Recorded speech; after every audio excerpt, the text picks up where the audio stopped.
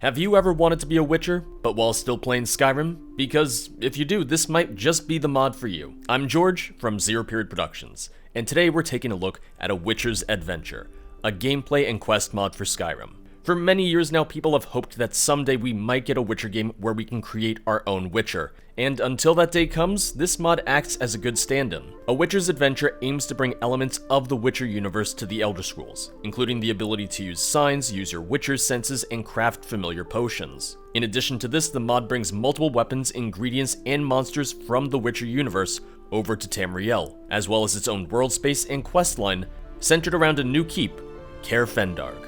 A Witcher's Adventure by Gardden is available on PC, natively for Skyrim Special Edition, but was also backported to Legendary Edition. Due to it being natively developed for Skyrim SE, and due to the fact that it's 2021, I'll be showing this off on Special Edition today. There are some requirements to get this mod working properly, but we'll get into that later. To get started on your new life as a monster hunter, you'll need to find a corpse in Helgen Keep, located right after the collapsed bridge, while traveling with either Hadvar or Ralof. After relieving the corpse of its belongings, including its 2 swords, you'll have to read the corpse's diary. From here, you can find the different sign stones scattered across the world in order to learn the different Witcher signs. The diary itself will point you towards Gwent, which can be found near Bleakwind Basin. After finding the first sign, you can mark the other locations on your map for a little bit more ease. Upon unlocking all your different signs, you'll be granted a new power, Witcher Meditation. With your new power at the ready, travel to the Deepfolk Crossing and find the hidden passage heading upriver in order to reach Caer Fendarg. Upon reaching this new world space, the Bloody Valley, you'll have your first encounter with a familiar creature, drowners, that are inhabiting the swamps surrounding the keep. With these necrophages slain, you'll unlock your Witcher senses power. You'll have to make use of your Witcher senses and signs in order to open the gate into the fortress, which acts as a nice tutorial of sorts to get you adjusted to your newfound abilities. The quest will then take you into Caer Fendarg itself, and from there you'll fight some spiders, kill a wraith as a mini-boss of sorts, and then return to the main hall in order to learn more about your newly unlocked skill tree. At this point, you'll have the regular versions of each sign unlocked. Through the skill tree, you'll be able to unlock the alternate versions of each sign, as well as the enhanced and superior versions of them. That being said, I favored the base versions of some of the signs, as they felt more useful to me in a lot of Skyrim's combat scenarios. With the alternate versions unlocked, you'll swap between the regular and alternate versions via hotkey, which is V by default, but this can be changed through the MCM. The third and final main quest in the mod in its current state has you rebuild Caer Fendarg, which embarks you on a longer set of quests which can be completed through the use of a builder located in Rorikstead. Once you hire the builder, you'll be able to commission him to rebuild different sections of the Caer, from the common areas to the Grandmaster's quarters and prison cells as well. Certain rooms, such as the blacksmith quarters, will lead to quests to hire a blacksmith for your new keep. All of these quests and characters are voiced using AI-generated voices, so that the NPCs will have similar voices to Skyrim's vanilla NPCs. It's decently done, but in some instances it's a bit more obvious that it's an AI-generated line. Still, using this with the vanilla voices means that we have more consistency across the vanilla game and the mod, and it removes the mod author's need to find several voice actors while the mod is still undergoing updates and changes. While these are the main quests featured in the mod so far, there are some other side quests, most notably hunting down diagrams for Witcher gear. The diagram quests do require progress in the Thieves Guild, as you find the map with the diagram's locations inside Mercer Frey's house. In total, the mod adds 43 swords, all imported directly from The Witcher 3. CD Projekt Red is one of the few devs out there that allows for direct asset imports from their games for the purpose of creating mods, which is why you might have noticed some weapons and armors from the Witcher series in various Skyrim mods over the years. The weapons added by the mod include basic silver and steel swords often found early on in Witcher 3, the swords from the various Witcher schools including the Cat, Bear, Griffin, Viper, and Wolf, and much like in The Witcher, each of these school swords has different ranks: basic, enhanced, superior, and mastercrafted. And finally, the mod includes Erendite, a relic silver sword which has been present in all 3 of the Witcher games. For anyone who's unfamiliar, there's a reason why Witchers use both steel and silver swords. Steel does less damage to monsters, but are preferable for fighting humans, elves, and regular animals such as wolves and bears. Silver swords deal more damage to monsters, and in universe are considered much more valuable and rare, so while they could in theory be used against humans, elves, etc., they're often saved until they're absolutely needed. For balancing purposes in the mod, steel swords can be enchanted with runes to make up for their lesser base damage. Runes function similarly to enchantments from Skyrim's base game, with 3 different options.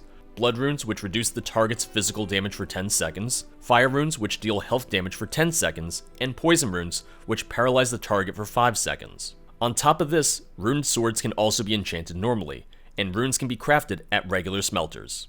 The mod doesn't add every monster type from Witcher 3, but it does add a few. One of the technical difficulties that comes from a mod like this is skeleton rigging, and getting animation loops working properly with the character models. As a result, some may look buggy or off at times, which the mod author acknowledges. Currently, the mod adds Drowners and Drowned Dead, a type of necrophage and one of the more common monsters in the Witcher universe.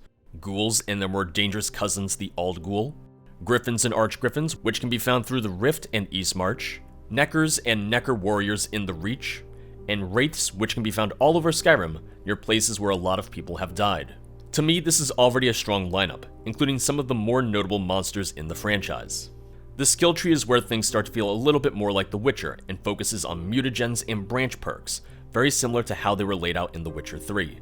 The 3 branches are Combat, Alchemy, and Signs, focusing on the 3 core systems of Witcher combat. You advance your skills in the mod through using Witcher abilities. Drinking potions, hitting enemies with Witcher swords equipped, and casting signs all contribute to this. The mod configuration menu allows for a bit of customization to tailor the mod a bit more to your personal playstyle. From configuring the amount of toxicity from potions, their effects, and even base price, adjusting your adrenaline and its associated stats, as well as the cost to cast Witcher signs. There's options to change how you obtain Witcher equipment, if you can temper weapons, or if you would only be able to craft them at the Skyforge specifically.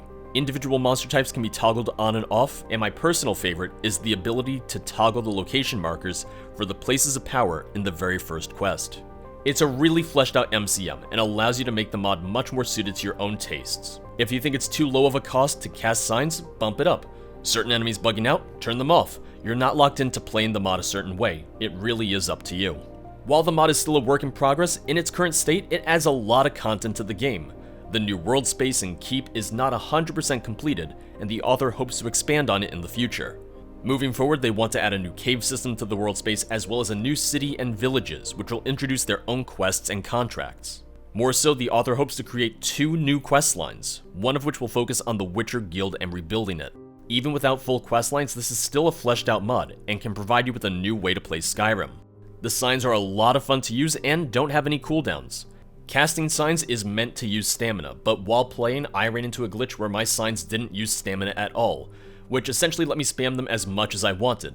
I'm not sure if this was a common issue for other players of the mod. Fighting against the Witcher monsters was a lot of fun, and the mod author made sure to include their weaknesses based upon the Witcher games.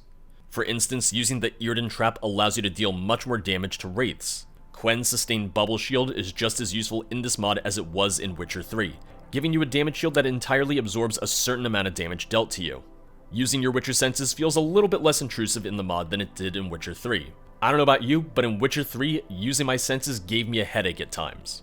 Everything was red and blurry, and frankly, I was miserable. The mod doesn't include armors from The Witcher 3, but there are several mods on the Nexus that do. While I don't have any installed for this video, there are a handful that I found on the Nexus very quickly. I would be curious to see if the mod author plans on adding armors to the mod, since I feel like that could allow them to add new treasure quests, allow for upgrades for the gear, and even create perks and custom enchantments for these armor sets. For me, the armor is just as important as the weapons are when it comes to being a Witcher. Getting the mod installed isn't super straightforward, as it does have a handful of requirements. Some of these requirements have their own requirements.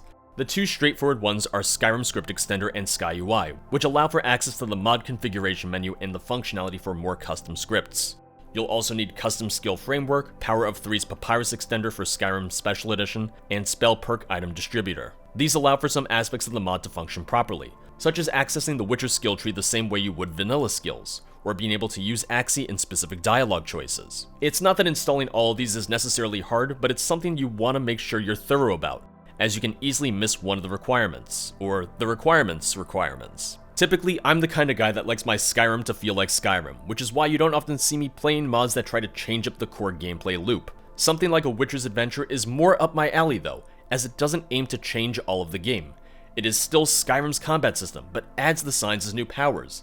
The mod adds new creatures, but doesn't replace existing ones. A Witcher's Adventure adds on top of the existing game. It doesn't aim to recreate the game, which is something that I appreciate. This is a mod with a solid foundation that has already gotten updates and patches. What it aims to add would really make this into a DLC-sized mod, and it would give you the ability to really train as a Witcher of your very own. In the Witcher series of games, you play as a predefined character, and even though you can make different choices, you are ultimately locked into certain paths no matter what. With this, you can really make a character of your own and carve out your own story. If you get a chance to play the mod and you enjoy it, make sure to leave an endorsement on the mod page, and track it so you can stay up to date. I can only imagine that some of the planned updates and content for the mod will take a while to finish. It's certainly an ambitious goal, but I hope to see it come to fruition. Thank you guys for watching. I'll see you next time. Bye bye.